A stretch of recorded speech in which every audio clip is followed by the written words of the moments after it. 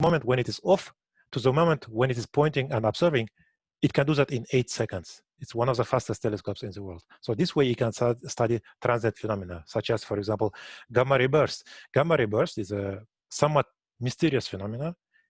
The gamma ray burst emission lasts for a few seconds only, and nobody knows for sure how exactly it is produced. We know that it's produced by some extreme event. And with this telescope, we hope that we can observe this mysterious phenomena. Okay, let's move on. And finally, after graduation, our students, most of our students, continue their journey, their educational journey, in some of the best universities in the world. For example, here, Batır İlyas, he's doing now PhD at MIT. So we are very, very honored to be part of their journey, to help them to achieve their goals. Okay, so I will stop here my presentation, and we can discuss your questions. Okay, so thank you very much for your attention. Thank you, Professor, for your presentation. I hope it was very helpful for the participants. Dear participants, if you have any questions, please feel free to ask us. You can leave your questions through the chat box, and then we can answer them. We have a question from анонимный участник. Any GPA requirement for Master of Sciences? Okay, GPU requirements in terms of GPU is the same across entire university. I don't remember exact number, but Assem can. Yes, yes. Thank you for this question. Yes, the question is regarding application package for entering this program, and a minimum CGPA is 2.75 out of 4.0, and this is minimum requirement. It will be better to have higher GPA for sure. Okay, thank you, Assem. Mm-hmm. Any other questions, dear participants?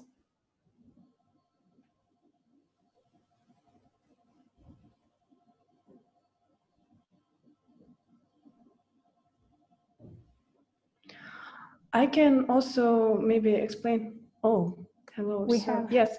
Yeah, we have a question from Ablay Bisikanov. Good to see you. I saw that in Master of Science of Physics, there are 120 credits, while in Bachelor or PhD, there is 240. Does it mean that Master of Science have lesser workload? Okay, thank you for this question. Thank you for this question. So it is the number of credits is related to the duration of the program. Master of Science program is a 2-year program, whereas Bachelor of Science program and PhD in Physics program are 4-year programs. And accordingly, the number of credits in those longer programs are larger. So in Master of Science program, it's 120 credits. It's the same number across our university, and it's more or less international standards. In most university, Master of Science program in Physics and in many other disciplines is about 120 credits, 2-year program. Okay, so it's mostly due to duration. Professor, I think you can stop sharing your screen. Okay, let me do that. We have a question from Alton. What are the deadlines for submitting application? Yes, I can answer this question. Thank you, Alton. This is very important question. The start date of online registration for admission is November 16, and it will last till the end of April for the residents of Kazakhstan, and for international students it will be the beginning of March. So the students, the applicants from Kazakhstan, they have like longer period to be prepared to apply for this program. Okay, thank you. And another question from Kali Kalambay. Could you please tell about English level for apply to master and PhD? Mm-hmm.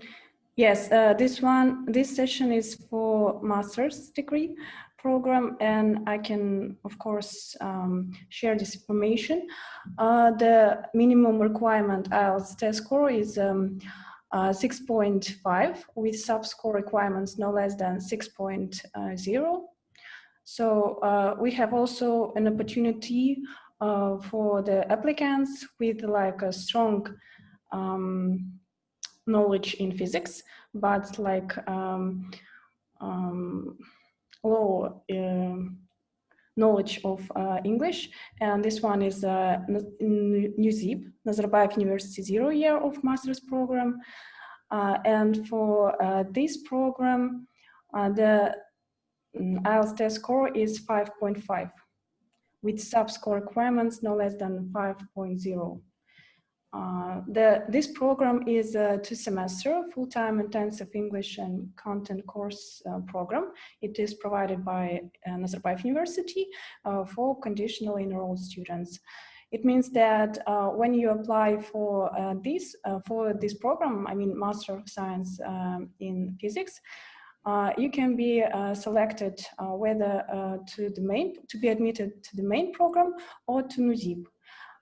When your requirements will be enough to be admitted to NUZIP, you, after the end of 1 year in NUZIP, you will be enrolled to the main program. It's a conditional enrollment, and you are supposed to complete NUZIP successfully. So, okay, thank you. Information about NUZIP. I think it will be helpful for the applicants. Yes. Yes, thank you. I'm not sure about the language proficiency. We have another question from Alton. Could you, I think this one is for Professor. Could you please tell us a little about the research projects conducted by faculty members? Okay, yes, I will be happy to tell about that in more detail. So let me share my screen again so I can, I think what I can do, I can go through a list of faculty, at least show some of the research directions that each faculty is leading, okay? So let me do that. Okay. Okay, so Professor Anton Desyatnikov, he's a chair of the department. He works in the field of photonics and nonlinear physics, okay? Then Jean-Jacques Zondi. Jean-Jacques Zondi is a very well-known expert in laser physics. So he's an experimentalist. Anton is mostly theorist. Jean-Jacques is experimentalist. So that's one way research can differ in physics, right? There are some theoretical work, there is experimental work. So Jean-Jacques is more experimentalist, Anton is more theorist. Okay, Kostas Valaganopoulos. Kostas works also in photonics, also theoretical researcher. Zhandos Sotikolov, he's an experimental researcher. He does laser physics and some material science. Okay. I can talk more about it later if you have more questions about it. Then Alexander Tikhonov. Alexander Tikhonov also leads several fields, including accelerator physics, plasma physics, material science, and some photonics. Askhad Shumabekov, he joined our department 2 years ago or something like that. Before that, he was a researcher in Australia.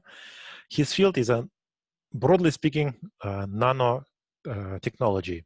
Again, he's an experimentalist, broadly speaking, working in nanotechnology. Again, we can talk about it in more detail if you have questions. Ekaterina Mandelara, quantum physics. She works on quantum physics, also theorist. Sergei Bubin, you could say he's a computational quantum material science.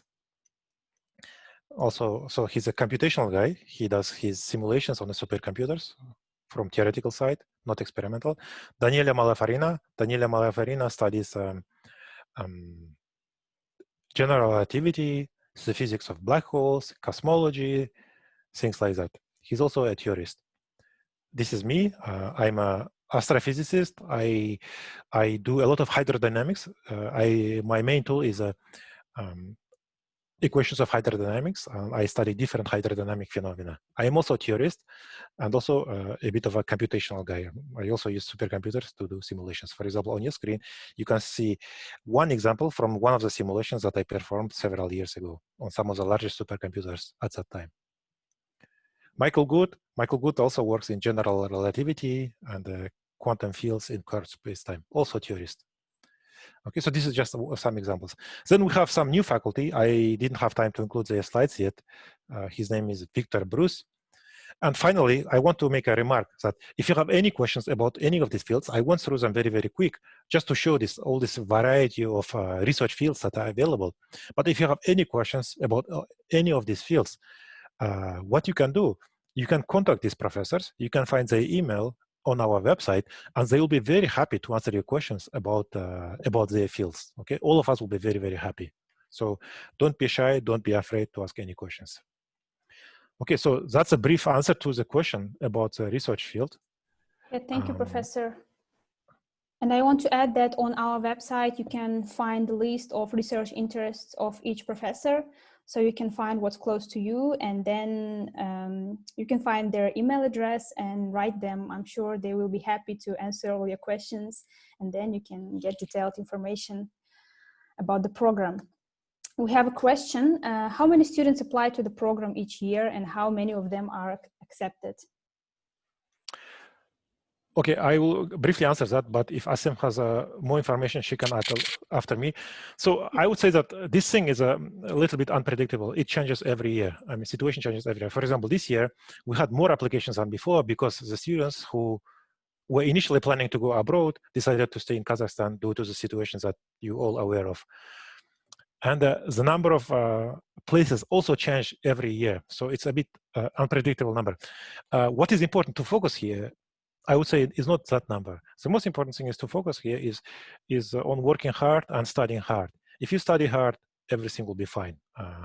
There will be a place for you.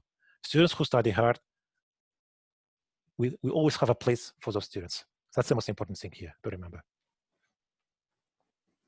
Okay, thank you for your answer. Asim, if you want to add something. No, I think the professor takes it smoothly. Okay, thank you. We have another question from Alton. Are the costs of internships? Are the costs of internships covered by university? Okay, let me try to answer that question. And again, if someone else wants to add anything, you're welcome to add. So the answer also depends. Depends on the situation. It depends on the situation very much. Sometimes when you have grants, and we specifically budget funds for sending students to internships, we can pay here. Sometimes, this is especially when students are good, in those situations, the inviting side, for example, place in America, they can pay the internship. That also happens, okay? So it happened. Or sometimes the cost is shared between us and the inviting side, okay? It happened to some of my students in the past.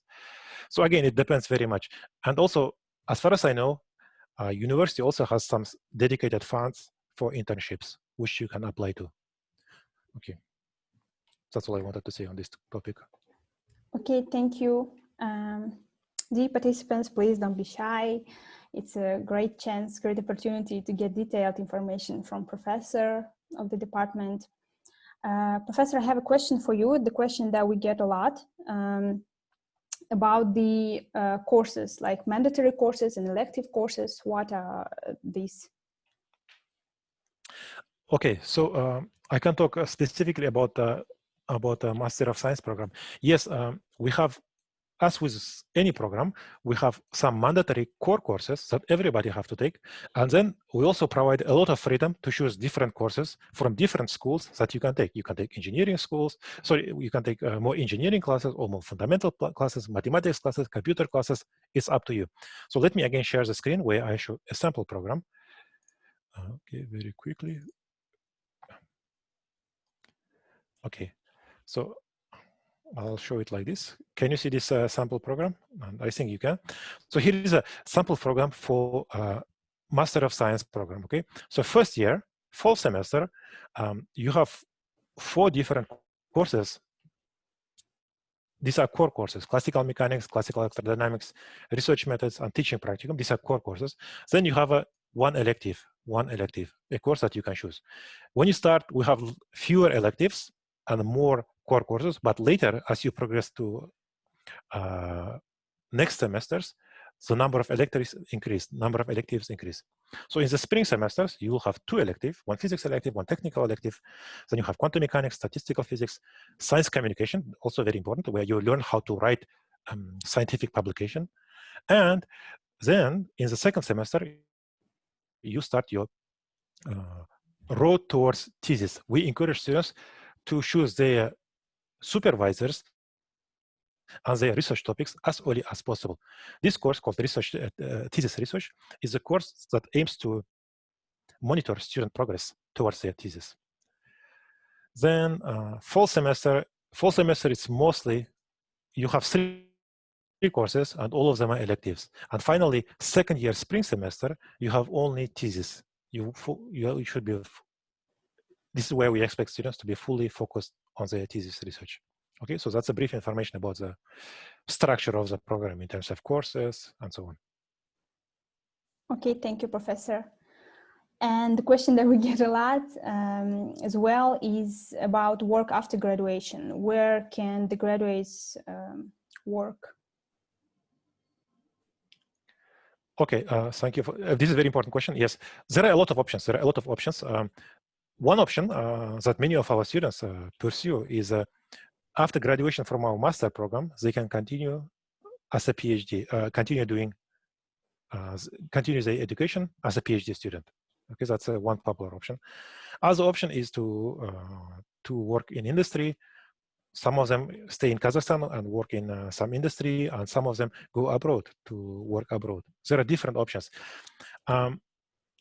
Yes, and this kind of options are, the amount of options that are available to physics graduates a lot, especially in technologically developed countries. In technologically developed countries, there are a lot of high-tech jobs where your skill in physics is very important. When I say your skills in physics is important, of course, when you do a physics degree, you also learn a lot of math, a lot of computer science, a lot of programming, and a lot of physics. With these three combinations, you can do wide variety of jobs.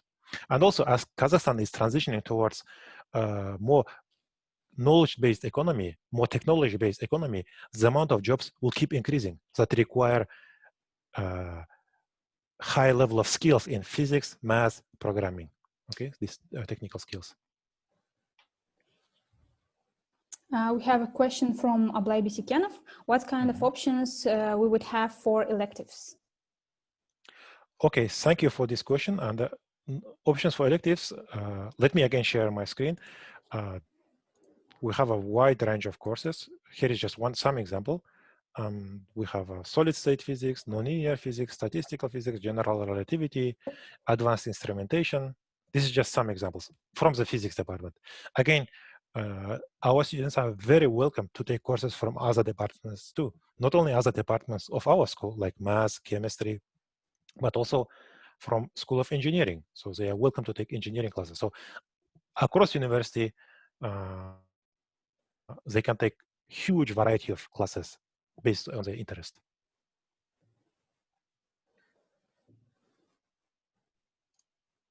And we have another question from Alton. Can students with another specialty enter a master's program in physics? She meant, I think. Yes, it is possible.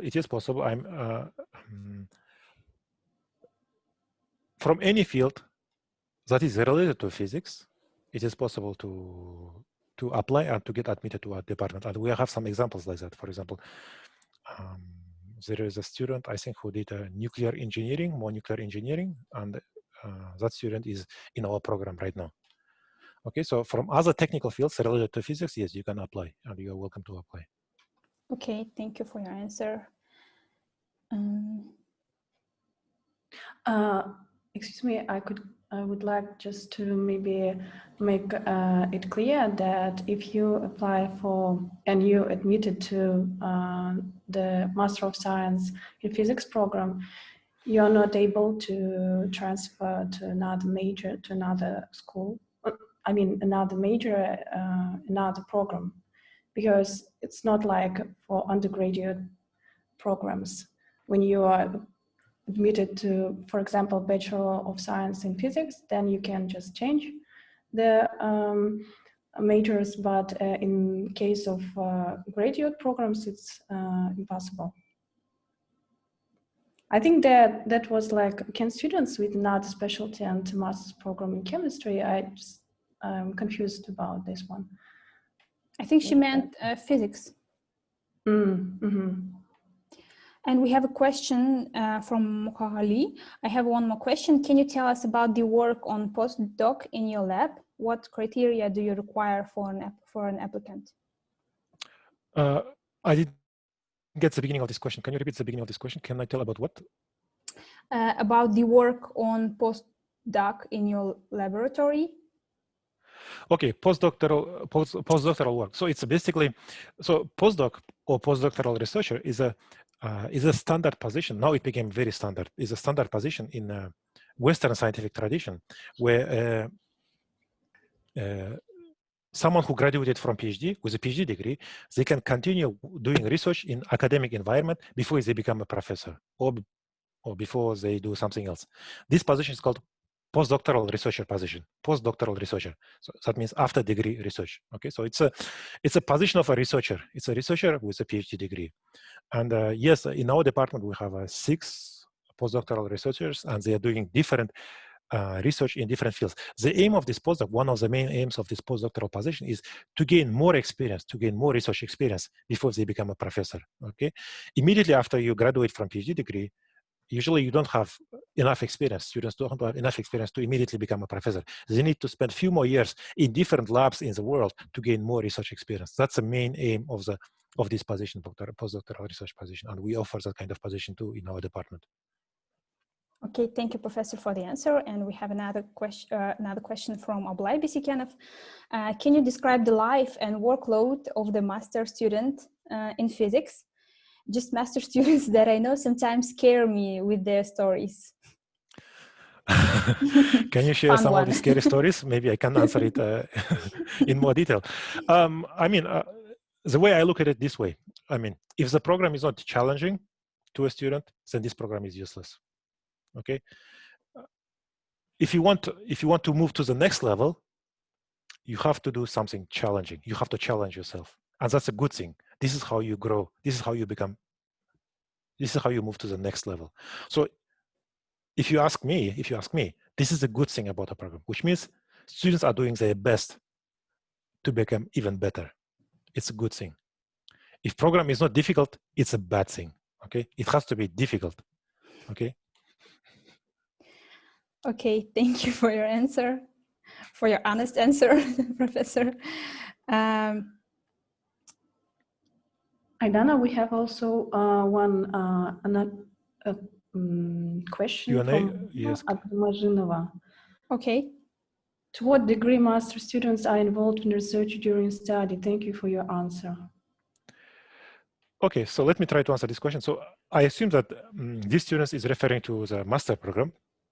Mm-hmm. So short answer is as much as possible. But the amount of time that you have for research grows as you progress through the program. First semester, you take a lot of courses, 5 or 6 courses. And there is little time left after that to do research. So at the beginning, it's harder to do. But still, first semester, you take a course called Research Methods. In Research Methods, students basically learn how to do research in different fields. Different professors tell about different research methods. So that's the first semester. And in this first semester, we encourage students to pick their research topic, to choose their research topic, and to choose their supervisor, professor. And after that, they start focusing more and more, spend more and more time doing research, okay? So second semester, they have more time. Summer, they have even more time. And in the fall semester of the second year, they have even more time. And finally, second year, fourth semester, spring semester, second year, they are 100% focused on research. Okay, thank you for your answer, Professor. We have a question. I think this one is for you. Can students register for several programs at the same time? Asim, can you answer this, please? Yes, the students, the applicants, they able to apply for a number of programs. But when the results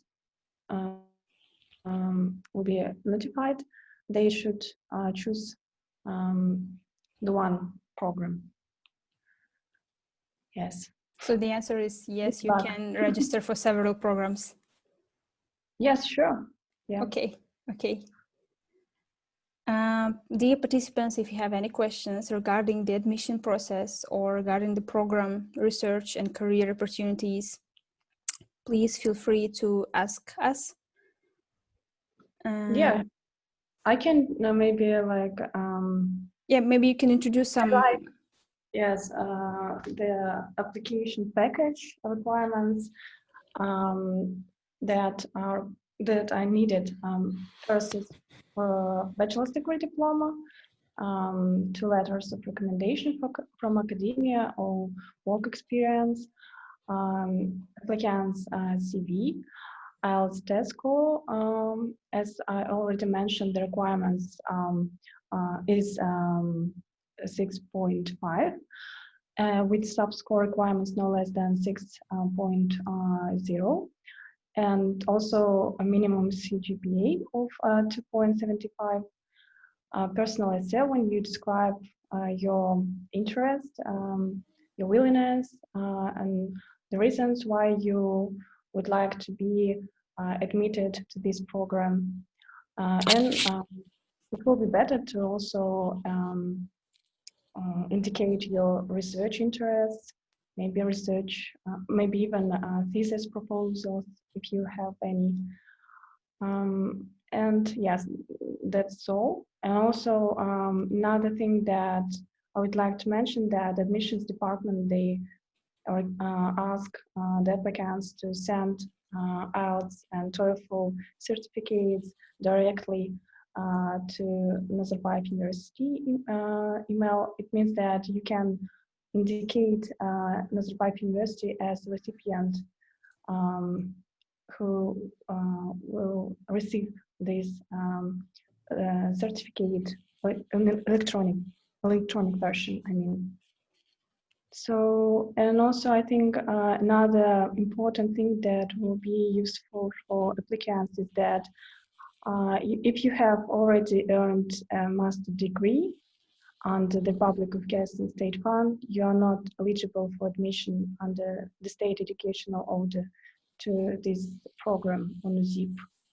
So I think it is very important, because we have an experience when the students, the applicants, they were not informed about it.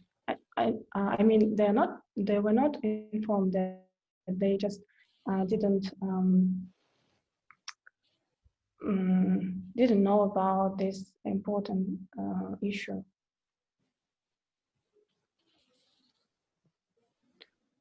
Yes, and for admissions, I think that's all. One more thing that could be also useful about IELTS and TOEFL. If there are 3 options when you are you can be exempted from submitting the language proficiency test. These are first, if one of your early academic degrees was earned in a country with English as the language of official communication. And the second one is if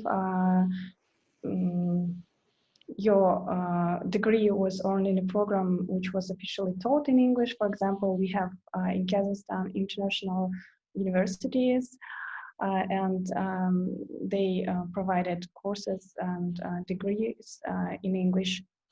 And in that case, applicants must provide an official document confirming English as the language of instruction. And the last one is that TOEFL and IELTS certificate can be exempted for the new graduates. So if you are a graduate of Nazarbayev University, there is no need to submit this document. Okay, thank you for the clarification, Aksem. And I just want to I just wanted to add that if you have any questions, or maybe you have questions after the webinar, you can email them. You can address them to our email. I will type it right here, ssh.nu@ukz, and then we will email you back with a detailed answer. And please track our social media pages on Instagram and Facebook. We publish all news and announcements there. And Professor, can we talk a little about why is it important to study physics these days? Sure, yes, I'll be happy to talk about that. So, as you know, physics studies, I mean, the main goal of physics is to study the most fundamental laws of nature, right? The goal of physics is to understand what is the most fundamental, the most basic, the deepest law, according to which different processes in the universe happen, okay? And deep understanding of this process is very important because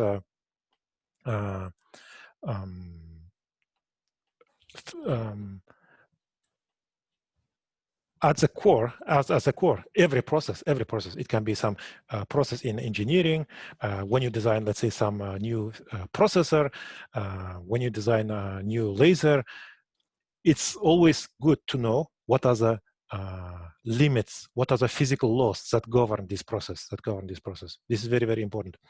Elon Musk has a lot of very nice quotes about physics. It's important physics, importance of physics.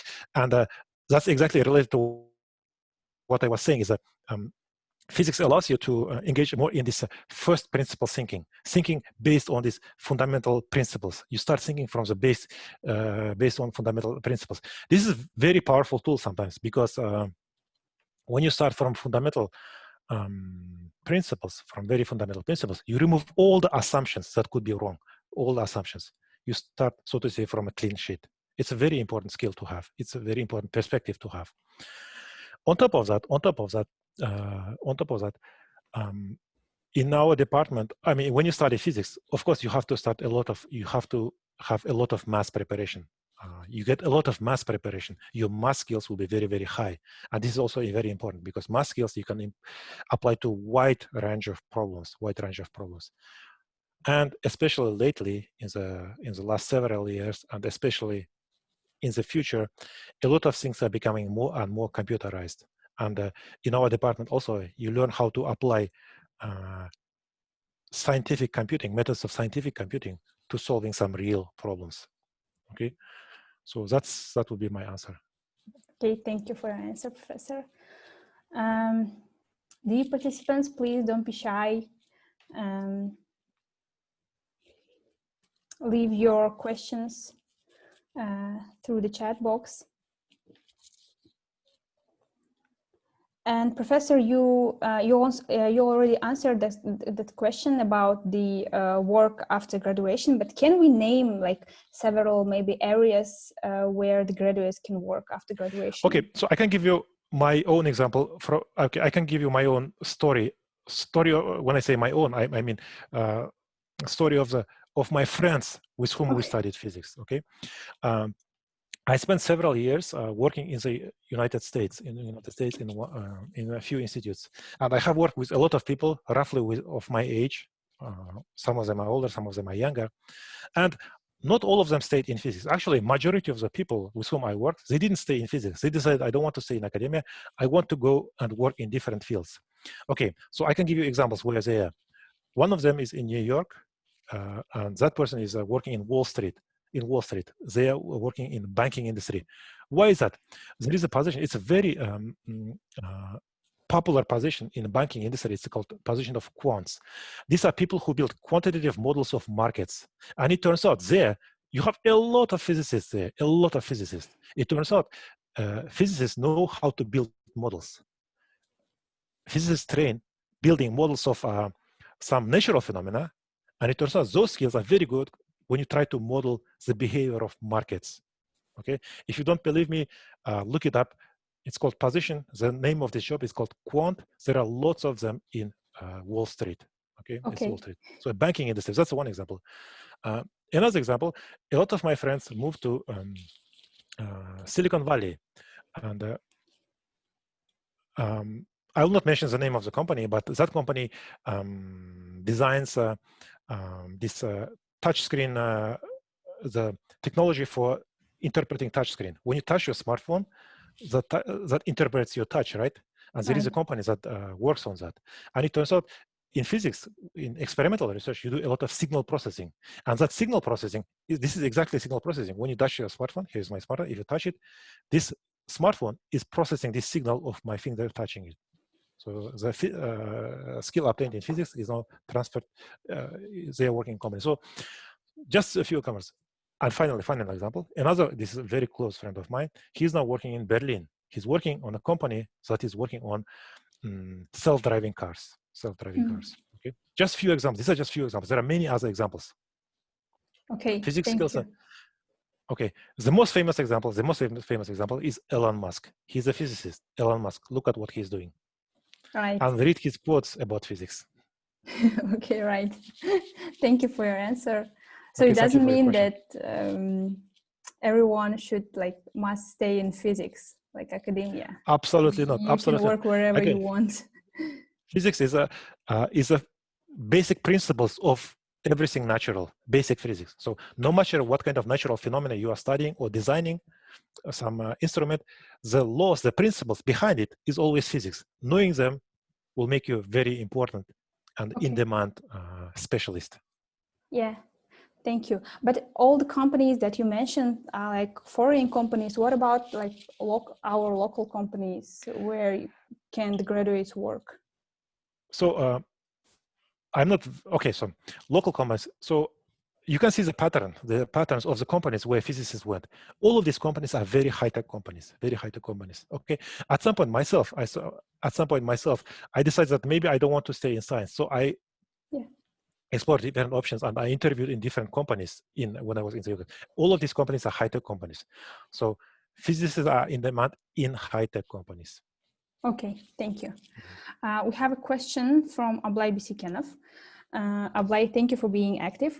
I have a question about languages. Is it helpful for academic life to know more foreign languages besides English, or English is enough?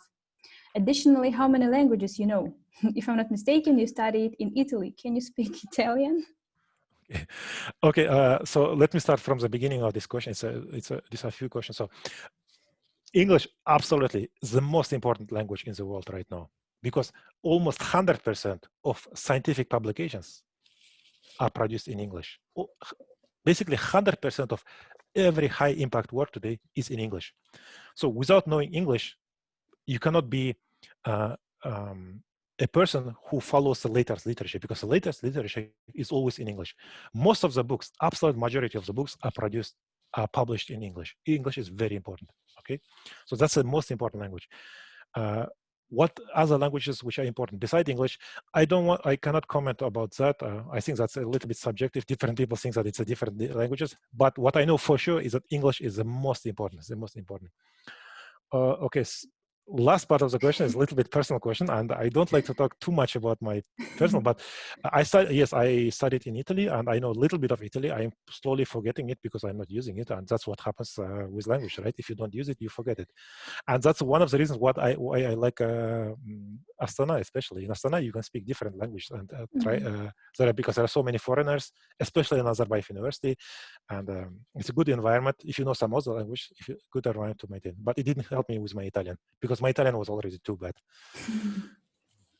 But okay, in terms of working, my working language is English. I prefer to work in English. Okay, thank you. I hope your question is covered, Ablay.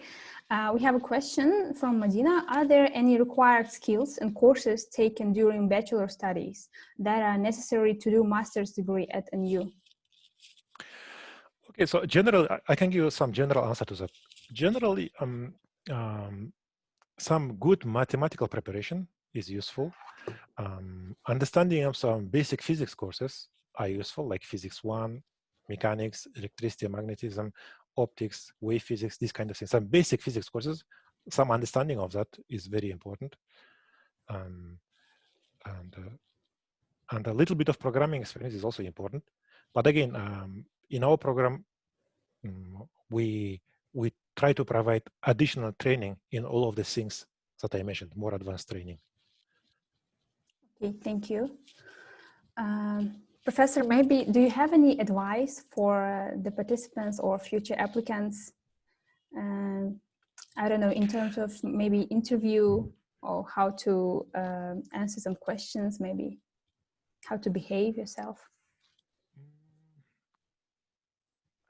I don't have specific answers. I mean, I don't have specific advices. I mean, the most important thing is to be yourself. To be yourself. That's very important. To just tell about yourself, because I was in the admission committee, and the only thing we want to learn in the admission committee is to learn more about you. So just be yourself and try to present. Try to present yourself, what you know, what you want, what are your interests. We want to know what you are interested in. That's also a very important factor in making a decision. We want to see that you are very, very enthusiastic. I think that's the most important thing. Students who are enthusiastic, who are driven, who are ambitious, this is the most important thing. Because, and this is maybe the most important advice or the most important observations that I can make, is that I have been following students for many years now, and I have seen some students who succeeded and some students who didn't succeed. And always, students who succeed are those students who are really driven, okay? So it's the most important thing is to be ambitious, driven, and hardworking. Okay, that's the most important thing. I have seen very, very talented people, talented young people, who failed later because they didn't work hard. Whereas students who may not be as talented, but who work very, very hard, they succeeded. I have seen many examples by now, okay? So hard work, enthusiasm, dedication is the most important thing. And that's what we want to see in applicants. Okay, thank you, Professor. And we have another question from online. As for computing physics, is it CPU heavy or GPU heavy? What kind of hardware you have in? I think there are some like physics terms. Yeah.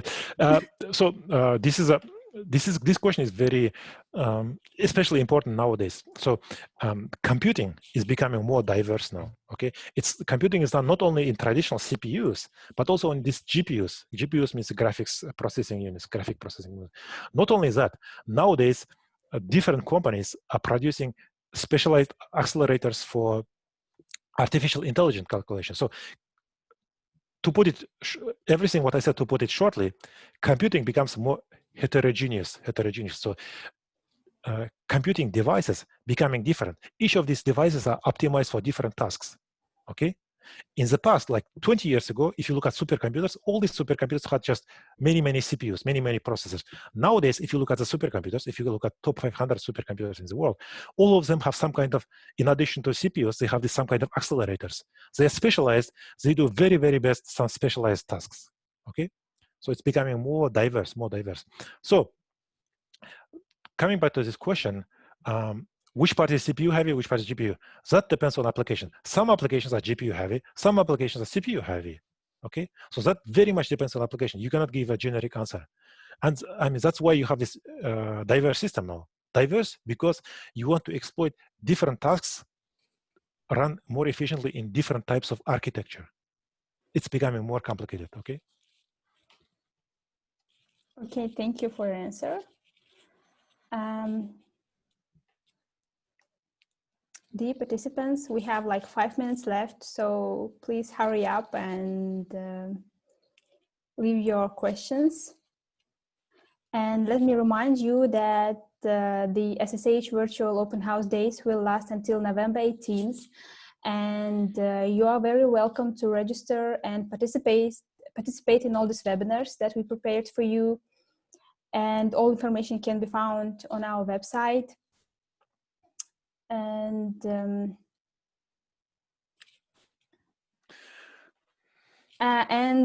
all webinars are recorded and all videos can be found on our YouTube channel. So please tell your friends who is not here that they can watch it on YouTube. We upload every webinar there. And Asim, can we remind the participants about the deadlines maybe one last time? Yeah, sure. The deadline is the end of April. So you have a lot of time to be prepared and to come up with the application package. It's very important to have a full application package. And when strong candidates come up with, in admissions, it's also it always it's always great to have strong candidates. So good luck. I think that we have also one comment from Ablai. He's very interested in work that is doing professor. So do you order GPU from AMD or NVIDIA or maybe with other companies? Let me quickly answer that question. So the answer is depends. Depends on application, and also it's also changing a lot with time. And this computing is very fast-moving field. Like, one answer that I give today may not be valid in next year. Maybe because next year AMD may produce the next GPUs, which may be faster than what AMD is doing today. So these things change very, very fast. So it's very hard to give this answer. So the short answer is it depends very much. So first of all, the most important thing is to understand what you want to do, what kind of computation do you want to do, and then choose what suits that best. Okay. Okay, thank you for your answer. So Blair, I hope we will see you in the list of applicants. Yeah. Yes. Yeah, we hope to see all of you. Please apply. Absolutely, to, yes. to We're happy to see all of you. Yeah, we were happy to see. Oh, okay. He's already at Nazarbayev University. Yeah, I'm already in Nizib. Oh, great. That's right. Why? Yeah, that's why he's asking so like specific questions, I guess. Very good. Okay, dear participants, if you don't have any questions, I think we can end our webinar. Thank you, Professor, for your time, for your presentation. I hope it was very useful and helpful for the participants. And thank you, Asim, very much for answering all these questions regarding admission process. I don't know. We have one more. Right. Right. From Anonymous. From Anonymous. Okay. What if I want to study a research topic that is not suggested by physics professors? Can I study physics but work with professors from another departments? I think this one is for Professor. Okay, I will quickly try to answer it. There are possibilities like that. So officially supervisor has to be from the physics department. Okay, so you can work with another as a professor, or you can work on a collaborative project between a professor from physics department and any other professor, so that you can spend some time working with the other professor. So there are different options. The only requirement is that official supervisor has to be from the physics department. Okay, and if I'm not mistaken, the professor or the supervisor can be like from outside Nazarbayev University, right? Yes, even outside of the Nazarbayev University, some other research university, but official one has to be from the department. Yes, okay, the main one, right? Yes. Yes, supervisors, one internal and one external. Exactly. Yes. Okay. Okay, dear participants, thank you for your answers. Thank you for your time. Yeah, thank you, everyone. It was my pleasure. Yeah, thank you, Professor, again. Okay, bye. Bye. Hope to see you. Have a nice weekend. Yeah, have a nice weekend. Bye-bye.